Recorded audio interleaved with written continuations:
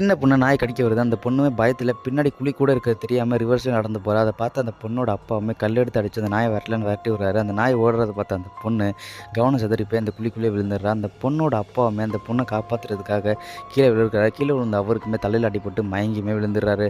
உடனே எந்திரிச்சு பார்த்தா, அந்த பொண்ணு அவங்க அம்மா கூட சேஃபா தான் இருக்கா. உடனே அந்த பொண்ணுக்கு நெத்தியில அடிபட்டுருக்கு. அதனால ஹாஸ்பிட்டலுமே அட்மிட் பண்ணிட்டு வெயிட் பண்ணிட்டு இருக்காரு. ரொம்ப நாள் ஆயுமே அந்த பொண்ணுக்கு என்ன ஆச்சுன்னு தெரியாதனால உடனே ரிசப்ஷன்ல போயிட்டு அவங்க பொண்ணு என்ன ஆச்சு அப்படின்னு போய் கேட்குறாங்க. உடனே அந்த பொண்ணோட பெரியம்மா சொல்றாங்க, அதுக்கு ரிசப்ஷன்ல இருக்கிறவங்களும், இந்த மாரி பேர்ல யாருமே வந்து அட்மிட் ஆகவே இல்ல அப்படின்ற மாரி சொல்றாங்க. உடனே இவருமே கத்திக்கிட்டே உடனே ஃபோட்டோவும் எடுத்து காட்டுறாரு. ஃபோட்டோ எடுத்து காட்டுனோனே, இப்படி ஒரு பொண்ணு அட்மிட்டே ஆகவே இல்ல அப்படின்னு சொன்ன உடனே, இங்க ஏதோ ஸ்கேம் நடக்குதுன்னு தெரிஞ்சுக்கிட்டு, கூட்டி கலவரமே பண்ணிடுறாரு. உடனே போலீஸுமே அந்த இடத்துக்கு வந்துடுறாங்க. போலீஸ் வந்த உடனே அப்பதான் தெரிய வருது, அந்த பொண்ணு உயிர் பிழைக்கல. அந்த இடத்துலயே கீழ விழுந்தோனே இறந்துடுறா. அத சொல்ல வந்த அவங்க அம்மாவுமே தள்ளி விட்டுறாரு. அவங்களுமே இறந்துடுறாங்க. இவருக்கு தலையில அடிபட்டதுனால அவங்க உயிரோட இருக்கிற மாரி இல்யூஷன் கிரியேட் ஆயிருக்கு. அடுத்து என்ன நடந்துச்சுன்னு தெரிஞ்சுக்க நம்ம சேனல மறக்காம சப்ஸ்கிரைப் பண்ணிக்கோங்க.